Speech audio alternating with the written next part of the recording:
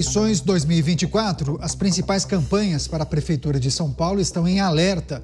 Com o fim do horário eleitoral na TV e no rádio, também a permanência desse empate triplo registrado nas últimas pesquisas. Isso porque a vantagem de Pablo Marçal nas redes sociais pode sim ser um fator decisivo no pleito. Apesar da legislação eleitoral vedar propaganda nas plataformas 48 horas antes da votação, a divulgação orgânica acaba favorecendo o empresário, que tem mais engajamento do que os adversários. A estratégia que deve ser adotada pelas equipes é a de ampliar as campanhas nas ruas e também a preparação para um bom desempenho no último debate antes da eleição de primeiro turno. Vamos chamar os nossos comentaristas? Luiz Felipe Dávila com a gente ao vivo. Dávila, seja bem-vindo. Ótima noite a você. Reta final dessa campanha para a Prefeitura em todo o Brasil, em destaque Prefeitura de São Paulo. Muitos aspectos que a gente precisa considerar, mas naturalmente um outsider que tem se destacado justamente por conta de uma campanha apoiada nas redes sociais sobretudo, né, Dávila? É isso mesmo, Caniato. Boa noite a você, boa noite ao Beraldo, ao Mota e à nossa audiência. Bom, vamos fazer um grande resumo do que foi essa campanha. Essa campanha teve, sim, um fator surpreendente, que foi Pablo Marçal. Pablo Marçal foi uma pessoa que teve um crescimento impressionante na campanha, mudou a dinâmica da campanha e fez praticamente com que todos os demais candidatos reagissem a ele. Pablo Marçal tornou-se um fenômeno nacional nesta campanha. Mas isso não significa total êxito nas urnas, porque parte deste grande fenômeno Marçal nas eleições em São Paulo foi também o enorme crescimento da sua rejeição desde agosto. Ele cresceu praticamente aí 14 pontos.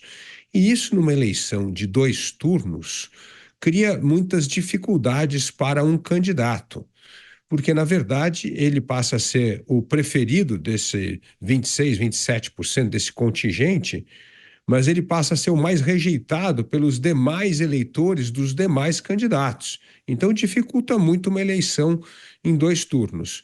Mas, certamente, ele é uma figura que se alçou ao cenário político, não tendo vínculo com a política, permitiu que ele tivesse uma atuação assim, bem marcante nessa campanha. Depois nós temos o fenômeno do prefeito. As pesquisas mostram, Caniato, um fato muito interessante. Prefeitos com boa avaliação, ou seja, com mais de 50% entre ótimo, bom e regular da sua gestão, costumam ser reeleitos. Na verdade, esse número deveria ser acima de 65%, praticamente 80% dos candidatos são reeleitos, os prefeitos, né? E nós vemos esse fator nas grandes capitais. Praticamente 80% dos candidatos a prefeito nesta campanha que ocupam cargos serão reeleitos, segundo os institutos de pesquisa. Ou seja, foram bem avaliados pelo cidadão e, portanto, permanecerão no cargo. É um número bem expressivo. E, nesse sentido, Ricardo Nunes não atingiu esse 65%, mas está com boa avaliação. Então, ele tem bastante chance aí de conseguir uma eleição, porque tem essa máquina de vereadores e tem uma boa avaliação. Outro candidato que chama a atenção, lógico, é o Boulos. Aí sim tem esse 1/3 do voto da esquerda.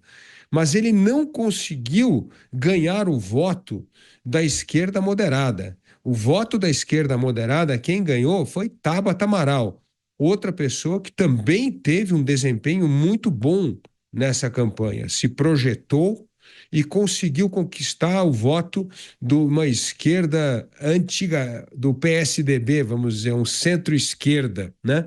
Um voto que Boulos não conseguiu conquistar, muito por causa do seu passado, muito ligado à invasão de terra, ao próprio PT-PSOL, e ele não conseguiu fazer essa conversão para o centro. E a grande decepção desta campanha foi o fenômeno da Atena, né? O PSDB fez uma aposta acreditando que Datena poderia alavancar, inclusive, o PSDB nesta eleição, ajudando a eleger vereadores, recuperar a sua relevância em São Paulo, e foi uma candidatura completamente fracassada. Então, veja só, o partido PSDB, que elegeu o último prefeito da cidade, que foi Bruno Covas, lançou um candidato que provavelmente vai chegar lá numa das últimas posições. Então, realmente, um fim trágico que mostra que esse oportunismo político não traz bons resultados para um partido que precisava se reinventar.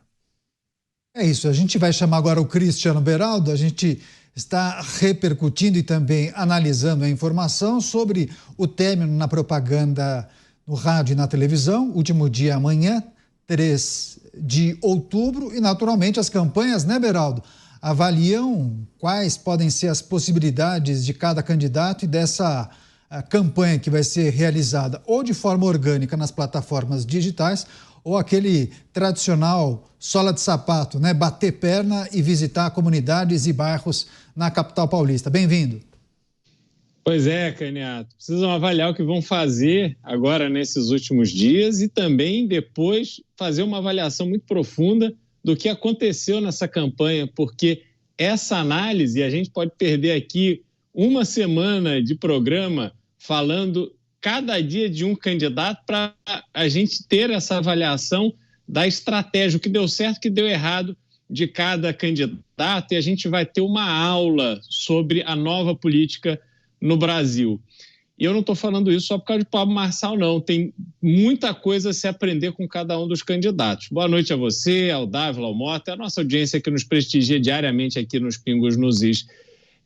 Nessa linha que o Dávila vinha falando, se a gente olhar para o Guilherme Boulos, por exemplo, a gente tem todo um contexto em que Guilherme Boulos consegue romper uma tradição do Partido dos Trabalhadores, que é o partido do presidente da República, é o partido mais importante da esquerda brasileira, que sempre lançou candidato.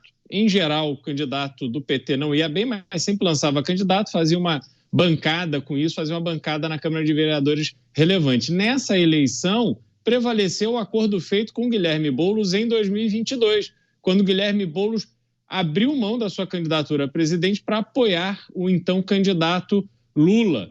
Lula, eleito, honrou a palavra. Colocaram Marta Suplicy como vice de Guilherme Boulos. Mas olha que situação interessante.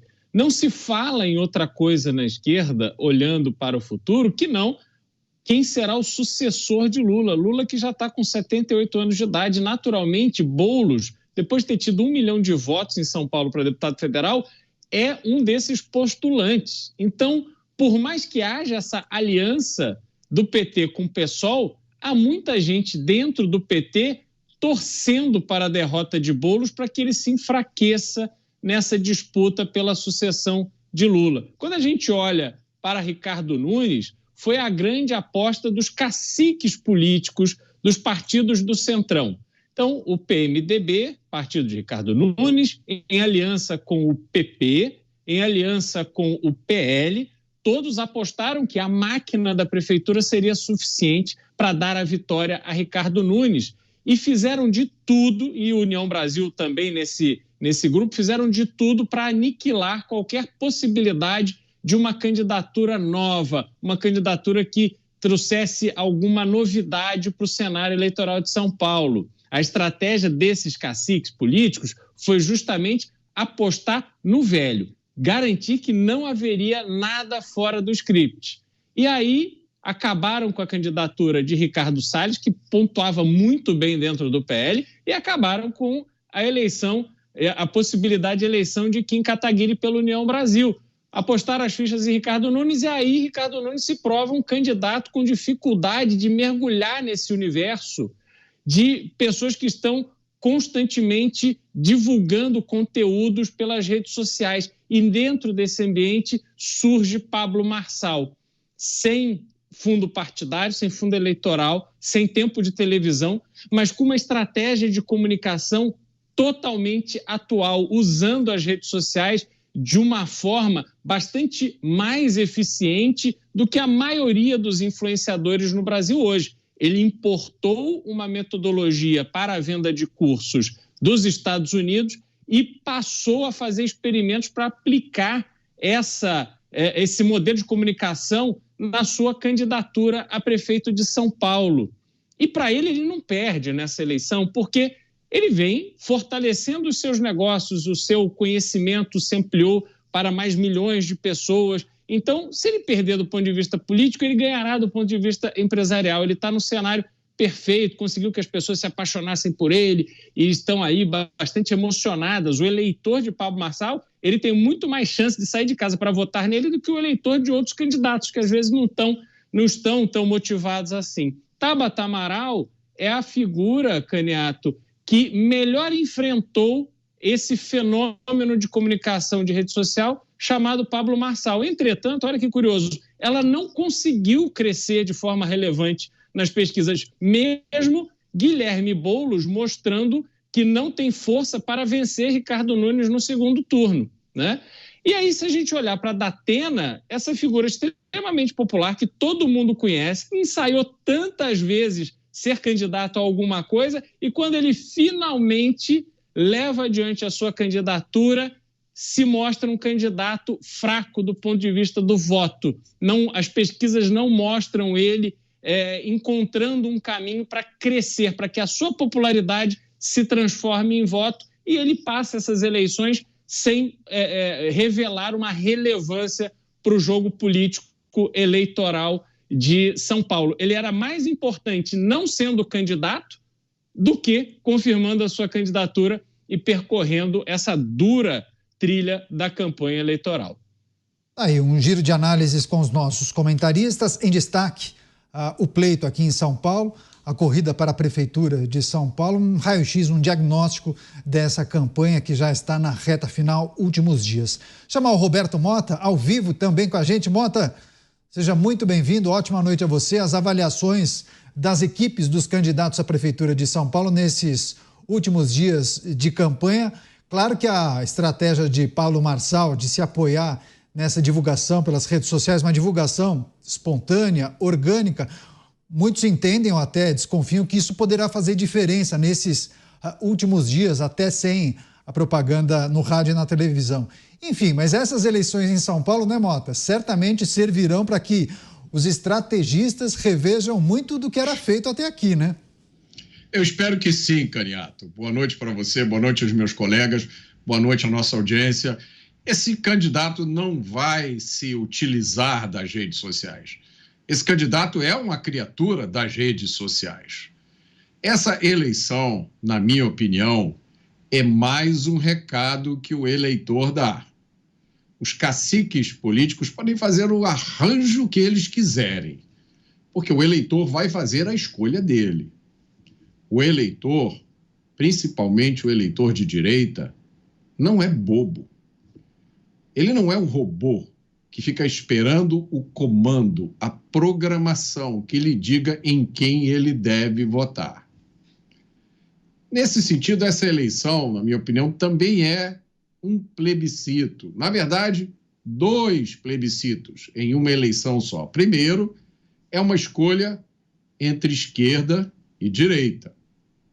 Segundo, é uma escolha entre a velha política e algo diferente, algo novo. O novo sempre traz incerteza.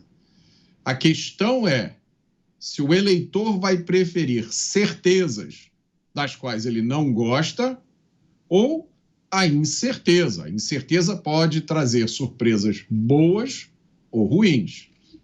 O eleitor não tem uma escolha fácil pela frente. Essa é a minha opinião. Mas a opinião que importa mesmo é a opinião dos eleitores.